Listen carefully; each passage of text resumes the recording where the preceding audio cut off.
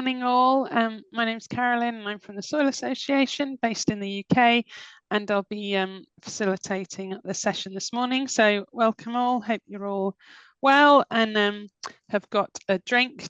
And then what I'll do is I'll just run you through a brief presentation as an introduction to the Academy in general, and then Anna's going to take over and we're going to run through the Module 2, which the Soil Association are leading on. And then I'd like to welcome Elodie as well from the Centre of National Agroecology. They're in France. They're one of our key partners on the project. And also on the panel, we have Laura Good from Innovative Farmers in the UK. So Elodie's going to give us a brief insight a bit later on into work that they've been doing on the project. And then both Anna, Elodie and Laura are going to join us on a panel. And we're going to talk about real lived experiences that they've got on utilising the Living Labs method of working. So welcome all. If you've got questions to ask through the presentations and things, then feel free to use the Q&A function at the bottom of the screen. And between us, we will pick them up as we go through.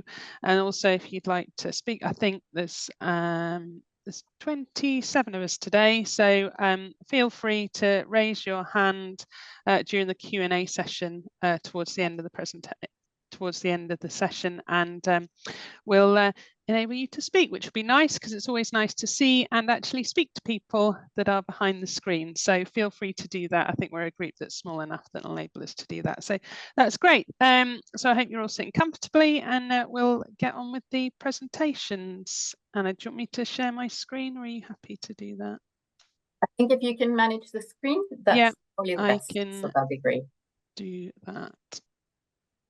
Perfect. Can you see that? Okay, That's great. excellent. So yeah, welcome all.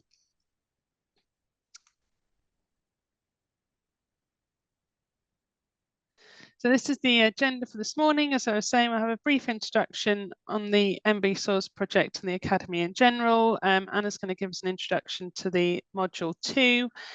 We'll have some real lived experience examples from Elodie, and then we'll have a panel, and then we'll close with a Q&A. So just a brief introduction. So the NBSOIL Academy is a 4-year EU-funded project, and the aim is to create and test a learning pathway for existing and aspiring soil advisors. Just reiterating what Anna said, for those that have recently joined us, if you missed it at the beginning, feel free to introduce yourself in the chat, your name, where you're from, and your particular area of interest. So the design of the Academy is it's an attractive blended learning program, and it's to train a new wave of soil advisors globally, really. And the training will provide participants with tools which will enable them to implement holistic soil health management techniques using nature-based solutions. And we're looking at cross-sector, so not only agriculture, but forestry, potential greenfield and brown site development as well, and across all sorts of spatial, geographical and temporal regions. So just to give you a bit of a broad overview of the project in general and where the Academy sits. So the NBSOIL Academy is in Work Package 3, and that's really central to the whole project, to the whole NBSOIL project. So more or less everything that is kind of going on within the wider project is feeding into the Academy, and the Academy is really what sort of participants see. So that sort of gives you a bit of an idea on where the Academy is in the wider project.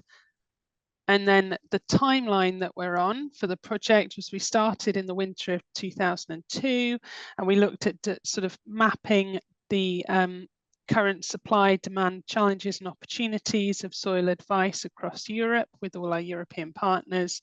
We looked at it, we developed a roadmap for what effective upskilling of soil health advisors could potentially look like.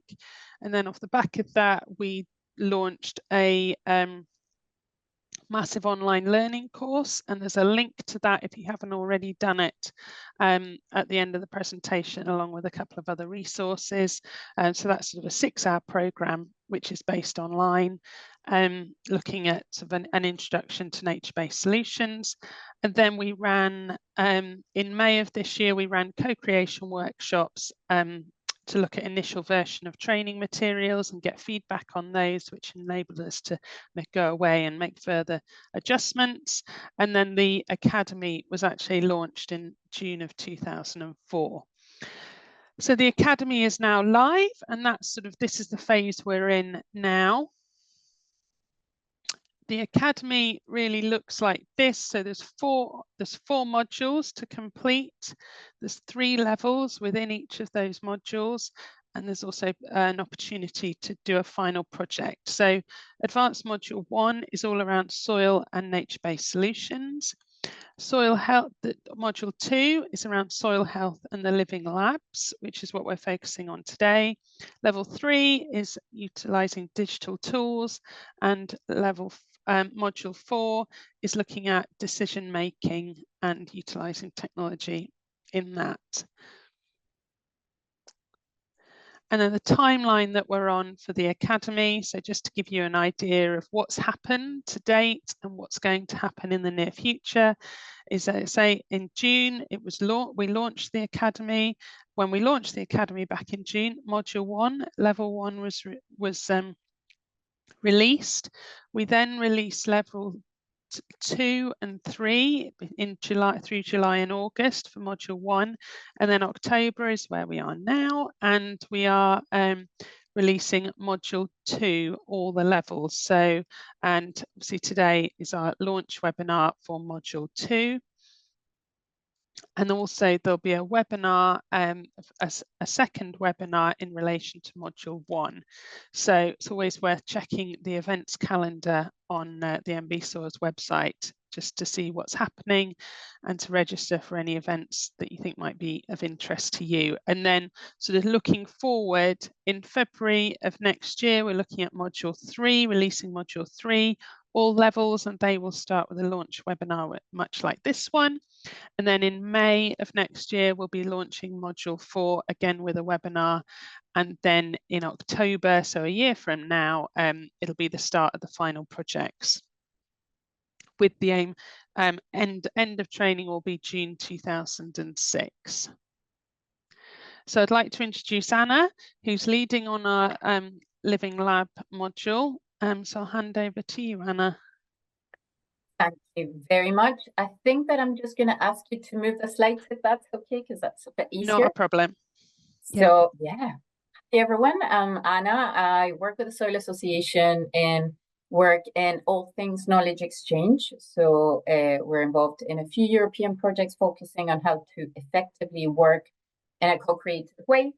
There's lots of lingo there, but I promise it's a very effective way of working, as you're going to see when Elodie, and I see that Vincent is here as well. Vincent works with Elodie, are going to sort of like share their experience about how to work effectively and why to do it.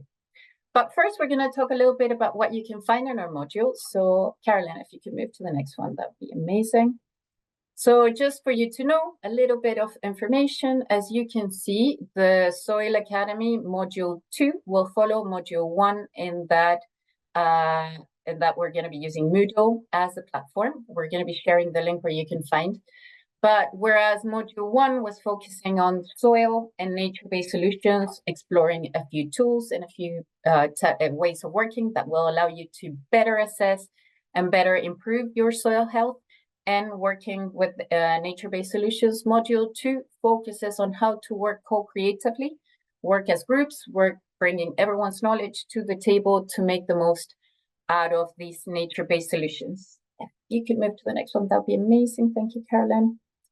And there's a few reasons why this sort of like co-creative, interactive innovation, there's a few ways of talking about it, but basically working together is especially suited for nature-based solutions. First, the challenge is huge. So bringing as many skills and knowledge and contacts and networks to the table is quite effective. We're talking about environment-wide change, so bringing the right set of tools and right set of people to the table is really important. And this kind of methodologies really help you bring a lot of people together and work effectively. So that's really important. Secondly, and very, very important, is very user-centric. Oh, it moved. Could you go back, please? There we go.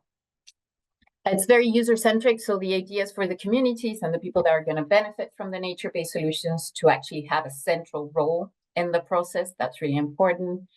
Third, this methodology start testing in real life quite almost from the start. So that's really interesting in terms of understanding what's working, what's not working, and being able to adjust as it goes. Third, it's very customized. And as we all know, if we're going to be talking about nature-based solutions, you can't have a one-size-fits-all solution. They need to address what's needed in the space. So that's why these kind of methodologies are way better than just transferring knowledge. There's also, as I mentioned, the importance of sharing skills and resources and bringing people who are academics and bringing people who are practitioners and bringing people who know about policy and creating a framework all together that's going to be effective for working on this nature-based solution. It just strengthens the system. It's really nice. You create really strong relationships, and that's what we need if we're going to create change on an environmental scale. And also just the fact that we all learn in different ways, and this kind of methodologies really help everyone get a little bit of their learning system. If you're a good reader, if you're like experiencing things, if you're more a person that learns by looking from the outside, all these options are going to be available to you if you work in a co-creative way. So that's the basis of why co-creation in general and living labs in particular is basically because this has been the preferred model that the SOIL mission has embraced. The idea for the SOIL mission is to create 100 living labs and lighthouses. We'll explore a little bit the difference, not in this particular event, but actually, if you're interested, this module is for you because we explored the difference in it. But basically, it's been the preferred model because, again, it's a really good methodology for bringing people together with this user-centric and real-life approach. So, Caroline, if we could move to the next one, please. So why our module focuses on what it focuses? So the idea for us is to give you a wide range of tools at the very beginning, just introduce what interactive innovation is in general so that you can see what's the best tool for you. Maybe it will be living labs, which we will explore in detail on the second and third levels of this project. But we wanted to give you as well a flavor of other options that you can have if you're working in interactive innovation that either might be better suited or might be integrated in your living lab methodology. So we start the first module, the first level of the module, exploring what interactive innovation is, how to use them, some effective tools, and we identify 3 different modules that are suitable for interactive innovation. And then we go into the detail of the living labs, if that's going to be on levels 2 and 3 of the module, exploring what they are, some of their key actors, the relevance of governance and business models in detail, and then also very practical ways of exploring all these aspects. By understanding what interactive innovations processes in general are at the very beginning, it should make it easier to sort of like embrace the living lab part on the second half, we hope. And overall, the most important thing for us is to create a safe space where you can test some of these ideas before you can actually test them in real life and get a community of people that are interested in the same things, talking to each other, exploring some ideas. So as we've mentioned, we'll use some of the Moodle tools to make that happen. So if we could go to the next one, Caroline, please. So as I mentioned, level 1 is all about interactive innovation in general. So we're exploring what interactive innovation processes are, what the benefits and what the challenges are, so that you're not thinking this is a panacea and it's going to work for everything. It's really important to know that there are really big challenges, but it's we're giving you tools to overcome them. Leverage sort of like insights on when to use this approach. There might be situations where this is not the most suitable approach, so just to explore that. Realizing that there's different actors that play different roles, and using a very well-known tool, which is called the spiral of innovation, to be able to think about the process and how you manage it.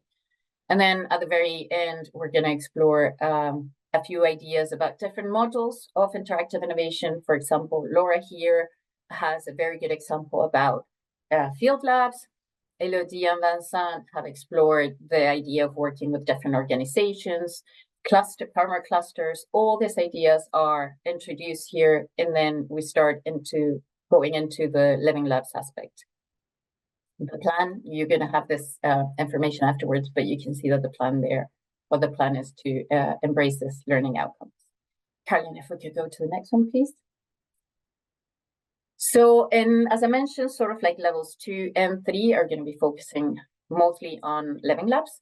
So the idea is going to be to provide you the tools to understand what living labs are. At least in our workshops, we realized that one of the biggest challenges for people to implement living labs was understanding exactly what they are and whether they can be useful for us. So again, you're going to have an idea of what interactive innovations are in general, but then we're going into what a living lab specifically is, their benefits, their pitfalls, how to use the methodology and when to use it. And especially, and this is really important for living labs, understanding key actors, understanding governance, and understanding business models. So we're going to first explore the framework. And then in level 3, if you can move to the next one, please, Caroline, we're going to explore more practically how to turn an idea into a reality within a living lab. So how to explore initial ideas, identify the right partners, agreed on a shared vision, identify governance and business models, and communicate effectively both internally, externally, and assessing impact. So again, the idea here is to provide you with the framework first and then practical tools to make it happen. Caroline, if we could move to the next one, please. So this is just a few things that you're going to be getting through working with us, we hope, through the module. Of course, you're going to be getting knowledge, but we're also very keen on providing you with frameworks. I heard someone say the other day that sometimes you have really good ideas, but if you don't have the right framework, it can be really hard to implement them. So the idea here is to give you basically almost like a closet where you can hang your ideas and hang your process and follow it through. So that's part of the goal here. And very, very importantly for us, just give you tools to make interactive innovation in general and living labs in particular a little bit easier to implement at the different stages. These are complex, big projects, complex projects. So having a tool set that will help you make them happen better is really important. And finally, and very importantly for us, is creating a community, even if it's an online community, even if it's through Moodle, that is open to discussing, sharing, and identifying challenges that you're living in the implementation of interactive innovation in general and living labs in particular. Caroline, I think I have another one.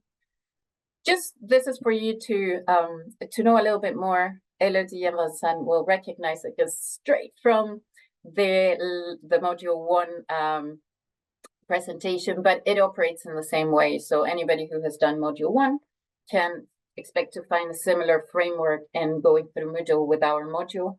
There will be learning spaces that contains text, unfortunately in this case, a lot of text and a lot of videos, some images, but then we'll actually quiz you as well throughout. The idea is for you to, at each step, have the opportunity to test what you've learned. We'll try to keep the interacting alive by having at least one more Zoom meeting where you can ask your questions. Of course, our mails are always open to answer any questions and any ideas. And we're also checking the best way to create the forum space of Moodle. That is probably coming in a few weeks. So just to highlight that that's not operative now, but it will be. So in the meantime, if you have any questions or if you have any ideas or if you want to start creating a group, we're happy to facilitate that. And finally, of course, making sure that if you go through the whole process successfully, you can actually get a certificate. Caroline, I think there's one more. No, there isn't. So I'm just I've talked a lot about this theory and why it's important and everything. But the best way for real life examples of interactive innovation is just someone that has done it. So Elodie is here to explain a little bit how in France, an ecosystem has been created that allows people to implement these ideas. So I'll let her talk first. Just a warning, this is the pre-living lab aspect of it, but this is crucial information to understand and explore if you're going to be implementing a living lab. So just highlighting that and passing it to Elodie. So thank you, Anna. Okay, can you see? We can see it, yes. Perfect. So morning, everyone. I am Elodie Blanc from the CNA, the National Center of Agroecology in France, which in French does Centre National d'Agroécologie. And today I'm replacing my colleague, Laurence Fontaine, because she has a prior commitment that she has to be in. And so I'm gonna present you the story of the National Center of Agroecology. As I joined the adventure last March, I will give you the story from my perspective. And then Vincent, which has joined, can give you more inputs on it. So the story of the National Center of Agroecology is a story of a co-innovation ecosystem that you can get inspired from. So first, to gather several entities together, you need to share values and objectives. So as far as this community is concerned, the common drivers were covering the soil, nourishing the soil while not disturbing the soil. And in order to create living soils in good health and to make it general influence. And so to generalize these practices, the group identified the importance of sharing the knowledges, to create partnerships, to share competences, and to test practices in real-life conditions. So this story started from 2012. And the group has grown around these values, beginning with a network called Maraîchage Sol Vivant. In English, it's Market Gardening on Living Soils, but let's call them MSV. It would be more convenient. And then after, you have the creation of Vers de Terre Production and Tribal Performance in 2019, and finally the CNA in 2021. So I propose to retrace the different stages of creation of each entity and to zoom on each entity to expose you the complementarities that they have and how this ecosystem has been created. And also, finally, I will introduce you one of the main lighthouses that emerged from this network, which his name is Serre de Marcel, in English, Marcel's Greenhouses. So to begin with MSV, so it's a network created to show and demonstrate practices supporting soil life. So this network consisted slowly in meetings in which market gardeners were gathered, encouraging to exchange between them, and in which some of them, the pioneer mainly, were selected to present their practices to others. So the best practices were collected and disseminated. So the network was national, but in 2016, one regional antenna was a bit more dynamic than the other. It was the Normandy antenna, in which soon Vers de Terre Production has been created. So about Vers de Terre Production, it has been created by Vincent Levavasseur, which is here, and François Mulet, because they started recording video from meetings from MSV, so the previous entity I presented you. And they shared this video on a YouTube channel. So they didn't have a large budget at this time, but soon the video gained popularity and they started professionalizing it in 2017.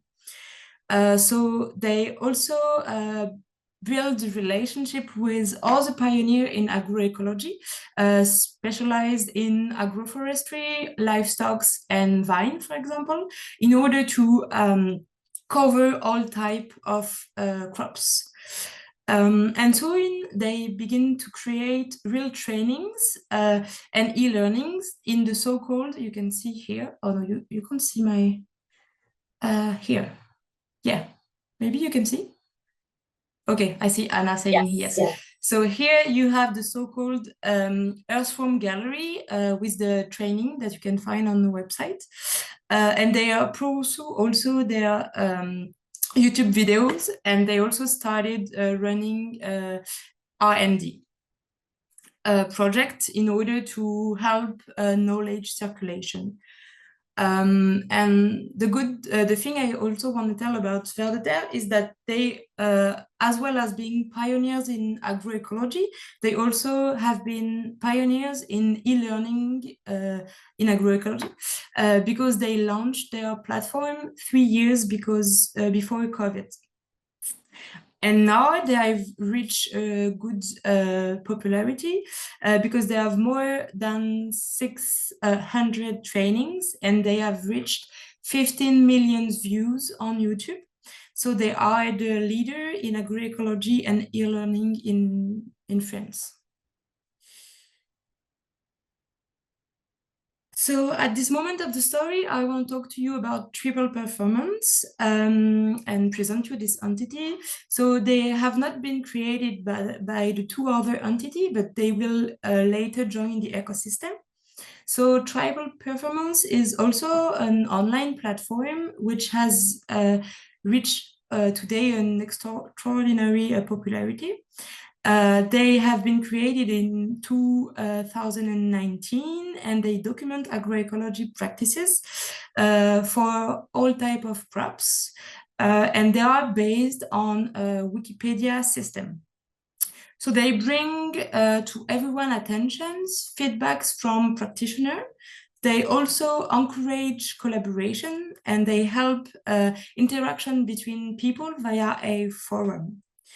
They are fully open sourced because their goal is also massive dissemination. So today, as you can see on the chart, so they are in a good position of visibility. If you compare with the other French agricultural world website, but these websites are not specialized in agroecology. But if you compare in France with the other platform specialized in agroecology, Tribal Performance is the first one.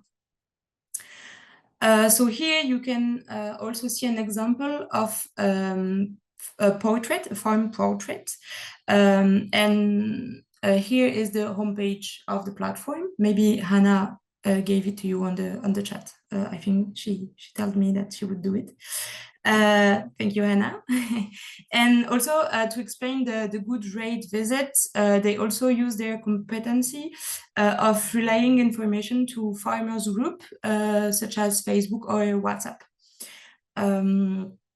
And so they add a competency to MSV because in Tribal Performance they give online documentation in order and open sourced in order to reach the larger amount of people. And finally, together with Tribal Performance, Vers de Terre, MSV, but also Sensine, Arbre et Paysage 32, and other entities involved in agroecology, they decided to seal a partnership with the creation of the National Center of Agroecology in 2021. And so the aim here is to federate people to build large-scale projects such as NBSOIL Academy. And thanks to the support of the multiple skills in each entity. So the aim is always the same, massifying agroecology with the will of working with farmers and for farmers. So we run a R&D project, and we document the results to scale up agroecology. And as an association, we aim to involve a large range of stakeholders, from farmer to citizen, passing through researcher and students. And to finish with, I will like to present you an example of a lighthouse created by François Mullet, the person who co-founded Ver de Terre with Vincent. He has bought a land of 1.5 hectares of greenhouses from conventional agriculture in 2021. And it took 1 whole year to bring back organic matter to the soil and started experimenting in 2022. About 3/4 of the farm is dedicated to R&D, and the tests are done in real condition to increase the capacity of being implemented to other lands. The farm is also working to be accessible to public in order to promote agroecology. To sum up, the story of this co-innovation ecosystem of agroecology in France lasted already for 12 years, and it's not about to stop yet. Our ecosystem has the following characteristic. So we are national, but we started from a local antenna because the creation of new project or entity requires human encounter. And we are both online and on-site, with the good part of being online to massify and reach the larger spectrum of people, and the good part of being on-site with experimentation site and meeting in real life to maintain the momentum. And to finish with an opening, I did not really talk about Living Lab today, but as introduced Anna, I talked to you about how to build an ecosystem, and I let you with one of the favorite chart of Vincent, which he can talk to you more about this chart, but still this shows the ratio of memorization compared to the time spent on it, and the two more optimized way to learn something here are learning by doing and teaching to others. And these two actions I have done today to prepare this talk, and you surely will by building living labs with your ecosystem. So thank you for listening to me. And I give the floor to Anna and maybe to Vincent if you want to add something.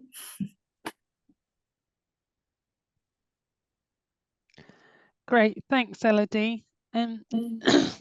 Anna, Vincent, do you have anything to add to that? Yeah, I wanted to highlight that sometimes we think of Living Labs as a project that starts out of nowhere, but ecosystems like this, the reason why we wanted to present the example of the ecosystem that has been created is because this is a very conducive space for Living Labs, and it's a little bit of chicken and egg. Once you have effective Living Lab, this is the kind of ecosystems that you can find. And the benefits are that you end up sharing information way better, exploring topics way better, and bringing people together to actually answer to questions that are very big. So the main idea of showing you this was highlighting, one, that there's different ways of innovate co-creatively. Ideally, in this case, we're talking about Living Labs, but as Laura knows, there's some other tools that are quite effective. And so if you're going to take anything from our module, we would like to make sure that you have lots of options, not only Living Labs, but also that Living Labs are a very effective way of doing it. So it's a little bit of both, but that healthy ecosystems are needed if you're going to be successful in creating a Living Lab. Vincent, I see your face. I'm assuming that you're going to say something. Yes, I will just insist on the specificity of what we have done in France is that we have start from the need from the farmers who said we need knowledge to manage living soil.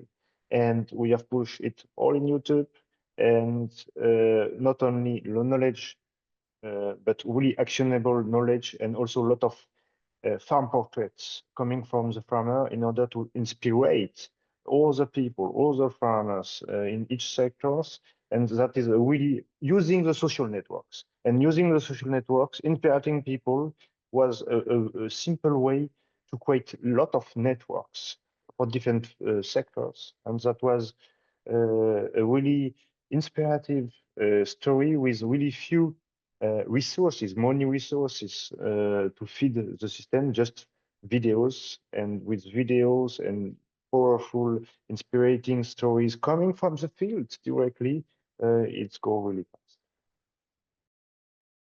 Yeah, I think that's one of the things I like the most about your story. It's the fact that it's very user-centric, and it highlights that an effective living lab or an effective interactive innovation doesn't necessarily require an awful lot of money. You can also have very money-intensive ones, but just because you don't have extensive resources coming as a financial aid, because these resources were other kind of resources. It was knowledge, it was people, it was other things. Don't shy away from exploring living labs or interactive innovation just because you don't have a big chunk of money. There are other assets that you can leverage. So yes, I think that's a really important thing. Caroline, would you like to go into a few questions that we have that are relevant both for living labs and in general for interactive innovation, which we think are a really effective way of exploring this topic and inspiring other people to explore both interactive innovation and living labs? Yeah, great, no problem. So I'd like to invite Laura from the panel. Laura, I'm conscious that you probably haven't had just a chance to introduce yourself and a very brief overview of Innovative Farmers. So if you could just like a minute or two, that would be great. Thank you. Yeah, so I'm Laura and I work as the network coordinator for Innovative Farmers. IF is a program where groups of farmers get together and they run trials on different farming practices which are important to them, which have an agroecological slant. So we as a program, we can provide financial support to the group, but we can also match the farmers up with other farmers or other people, other growers who are working on similar topics or have similar interests in it. And we also match them up with a coordinator who can project manage the trials, usually with a practical understanding of the practices which are involved. And we also match them up with a researcher from a wide range of institutions that we work with, who can share what's already known about the topics and also help design the trials and analyze the results at the end to make it as sort of scientifically as robust as possible. So it's basically starting with an idea from the farmers and bringing in people from different stakeholders from different parts of the UK and different parts of the area to help make a trial. That's IF. Great, thanks, Laura. So there aren't any questions in the Q&A yet. So what I will do is I will start. But if anybody in the audience has got a question, then as I say, feel free to put it in the Q&A or raise your hand. So why come together and work collaboratively in this way? Sort of, why is it such a great idea? And this is for me. Sorry, I wasn't sure. Yeah, sorry. You, Laura, you can go first. I guess from our point of view, it works on two different scales. So on a sort of immediate trial scale, it's really important to work together with loads of different stakeholders because you're sharing knowledge. Obviously, everyone brings something different to the table, to the trial. Not just knowledge, but different management skills, practical skills, and also inspiration and ideas which you might not have got from a smaller group. So from a small scale point of view, on a trial basis, that's really important. And involving different stakeholders from different parts of the process, like the seed suppliers, all the way through to sort of the processors of the crop, whatever it happens to be. That's really helpful to see how everything works together. And from a slightly wider scale, look at our wider aim as a program is to bring about systems change to increase agroecological farming as a focus. And so you can't change a system without bringing in people from all different parts of the system. So it works on a small scale to make the trial work, but also for our wider aims. Great, thanks, Laura.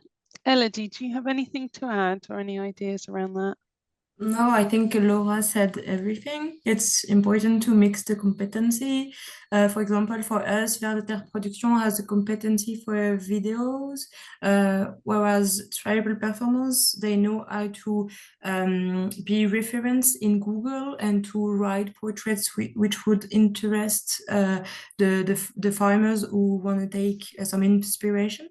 So yeah, I think this mix of competency and networks is really, really important. Great, thanks. And Anna, what's the main challenges that you've come up against working collaboratively to date?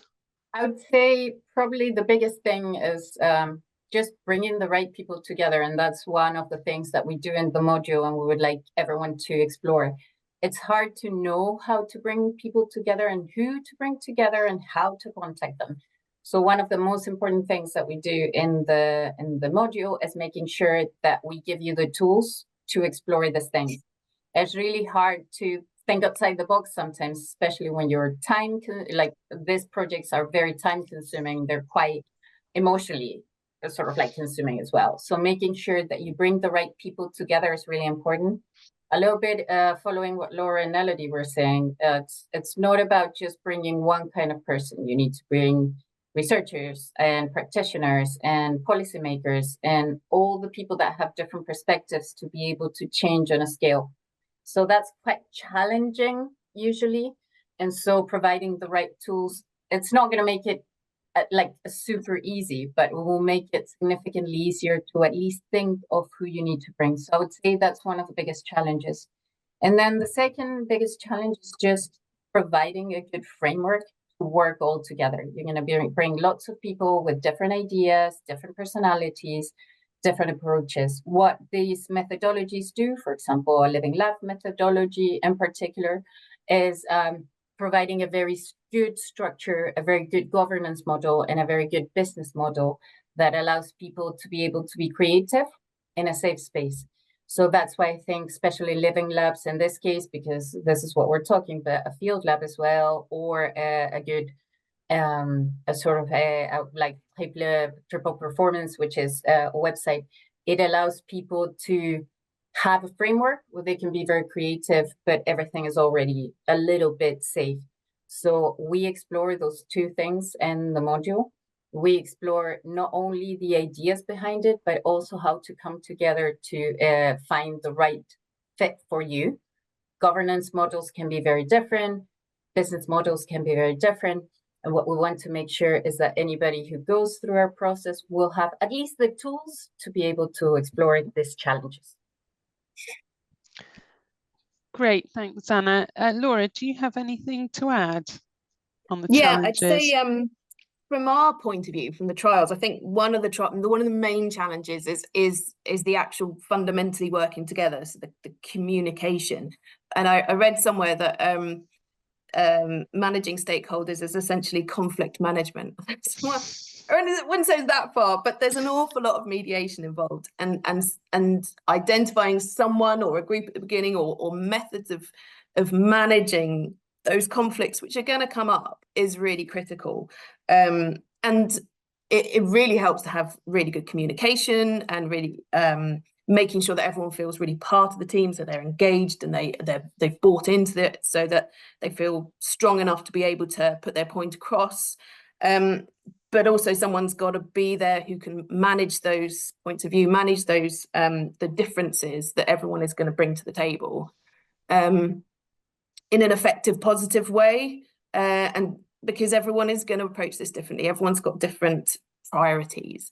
In our trials, the researcher is often keen on maybe publishing a paper at the end of it, and the farmer just wants to know the practical results. He's not that fussed about the details of the data. That's not important. It's the proof of concept. And different people, the seed companies just want to know whether the seed works. You know what I mean? Everyone has a slightly different approach and what they want to get out of it.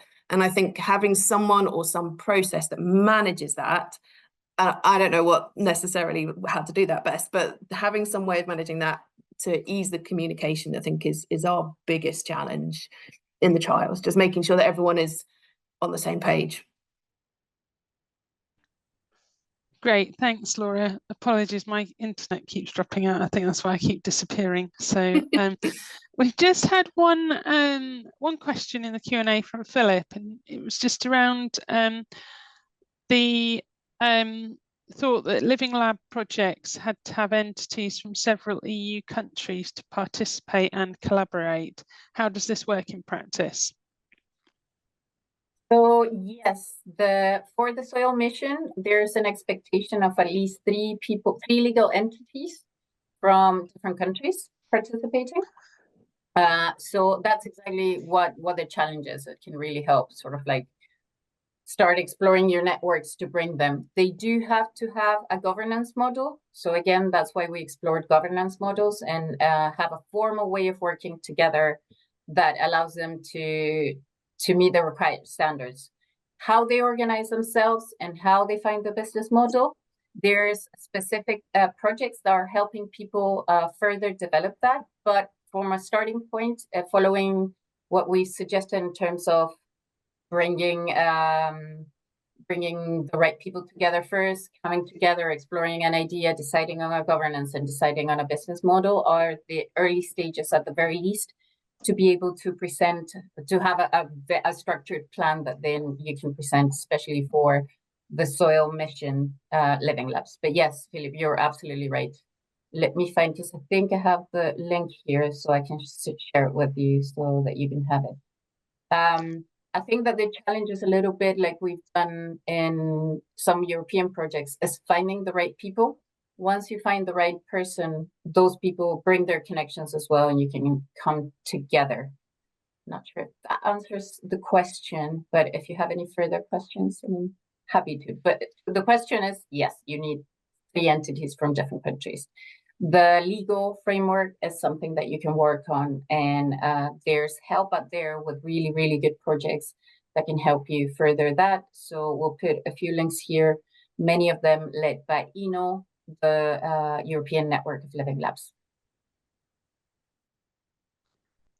Thanks, Anna. Elodie, do you have any thoughts on sort of other challenges that you've experienced? I guess we have the same challenges as Laura said, which is mainly communication and bringing all priority and interest of each person in the ecosystem, but bringing an action plan which is consistent, because otherwise you tend to disperse yourself because everyone is so dynamic and wants to implement new things. But as we begin as a small team at the beginning, we need to have a strategic action plan which is consistent. So this is really important. And also gathering new people to the ecosystem, to me, is really important, because if you don't do it, all in all, you begin to be a new entity, a larger one, but not an ecosystem which is living. And accepting new people to the ecosystem is really important, but still not losing the values which gathered you at the beginning. So finding this right balance between welcoming new people, but keeping the same values, or actualizing your values, objectives, and action plan is really important to me, I would say. Excellent, thanks, Elodie. And then just what are the main rewards and benefits of working collaboratively that you've found? Still me. Yeah. To me, it's mainly what we said is having the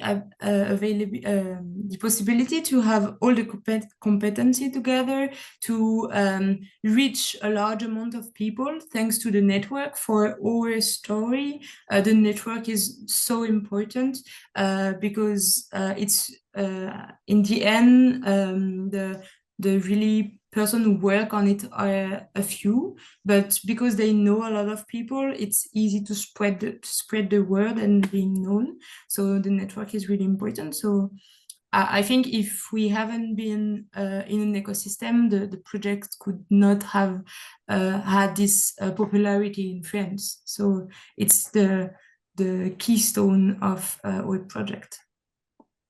Great, thanks. Laura, do you have any thoughts on benefits and I'd what you agree found with rewarding? Elodie, definitely. Yeah, that the you know, the networks and reaching people is really important. I'd probably add to that as well. If by including more people, you create more power, so more power to influence. So more power to influence other organizations, other people, but also to reach the people who have the power themselves. So, for example, in one of our trials, one of our more living labs is on intercropping, and we're looking at it from all the way from like where you're getting the seed from, which is the best seed, through the growing, the problems with the growing, all the way to finding a market for it. And finding a market is one of the great challenges. And if we hadn't included people from, or stakeholders from all parts of that process, actually we don't have an awful lot of power. We can trial the intercrops. We can say, oh, well, it's brilliant if you grow a cereal and a legume together, because this is the result. It you know, it's less inputs, it's all the rest of it. But if you can't convince the seed growers to provide the right seed for growing together, and if you can't influence the market, there's no point in growing the intercrops, because you have got nowhere to sell them, and haven't got the seed in the first place. So it's about having more people means you have more power to influence the system, more power to change things. Brilliant. Thank Could I you. add just something really short and following on what Philippe was asking there, how and why you bring people from different countries, especially when it comes to this kind of solutions that we're exploring, which are nature-based solutions. It's being able to bring people together, as Laura says, on a wide sort of like different aspects throughout the value chain is really important. Especially for nature-based solutions, being able to test these ideas in different areas of the continent is really important, and doing it with people that are actually well regarded in the community, ideally, really makes a difference in terms of uptake. So one of the reasons why a living lab model, especially with different living labs in different areas, sort of like different experiments in different areas of the EU, is a really powerful tool.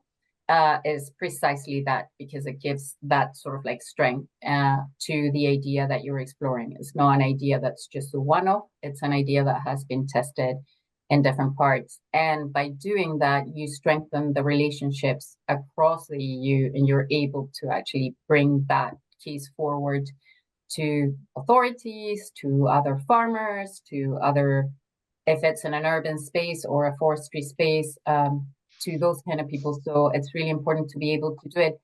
But that's where the importance of governance comes in, because it allows you to showcase that you've done it in a way that's agreeable, but also it helps you with a lot of potential challenges.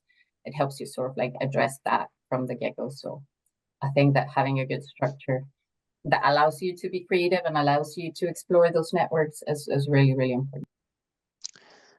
Great, thanks, Anna. And then just to wrap up on the questions that I've got before we open it to the floor, what are your top recommendations when kicking off and facilitating a living lab? We'll go to you, Anna, first. I think for a living lab in particular is explore what a living lab is. Well, like properly, just explore what the methodology involves. There's a lot of confusion between living labs and field labs and other things, and we hope that this module will help you address them.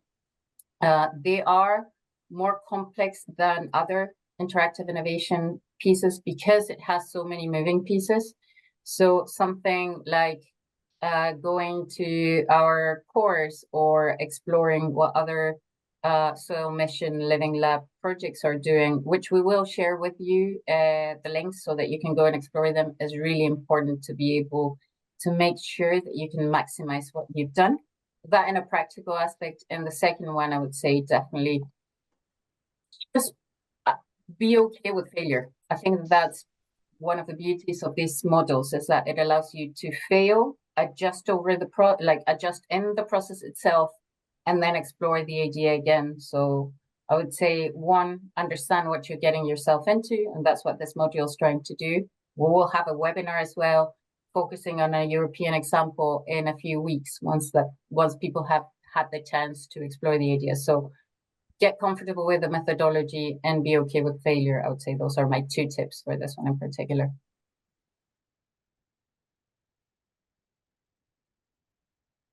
Maybe Laura?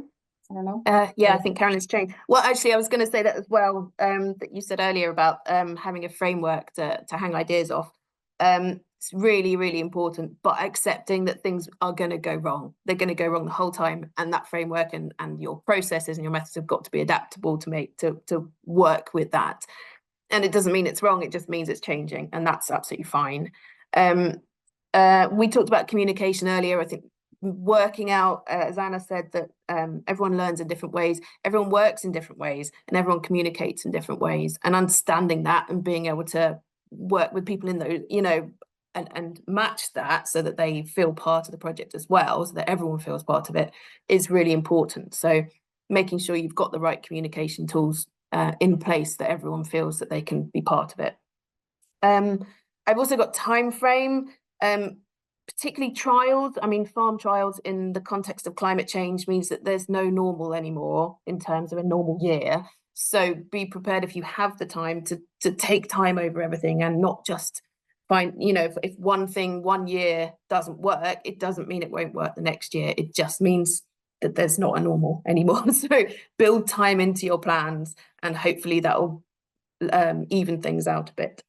And finally, I just had on my list this strategies for capturing accidental data. And it's very easy in our trials that we have a data collection methodology, and these are the metrics we're collecting. We're doing soil and number of earthworms and yield. But there's a lot that comes out of a trial, or I guess living lab, which you don't expect, and which is totally accidental. And it's really important that you have ways of capturing that, and ways that people can keep hold of that data, because that's almost just as important often. We had that with our strip tilling trial, which Carolyn and I are working on, that they're measuring the yield, but they didn't measure they weren't specifically meant to be measuring the time frame, and actually it found that all the strip tilled crops were about 2 weeks behind the conventionally ploughed crops. And that's something that probably, you know, if we hadn't managed to capture that data, that's really important, but it's not in the metrics in the original. So yeah, it's capturing accidental data. That's probably enough for me, sorry. I've got more. No, that's great. Elodie, top recommendations. I don't think I'm the right person to give tips, as we don't have a living lab yet in CNA, but I take the tips from Anna and Laura for for later. But for us, when we build project, for example, the lighthouse, we see that encounter on site, in real life, and visiting the farm is really useful to have informal talk in order to know the person better, and then to create more better project. So I would say this. I think we have lost Caroline. Yes, so I can take over. I think that not sure if Carolyn's back, but I see her very frozen. So I'm going to take over. And just before we go, just highlight for everyone that attended this, one of the reasons why we've been talking more in general is because we want to make sure that you have the right framework. So that's a really important part of being in an interactive innovation, and making sure that you choose the right tool.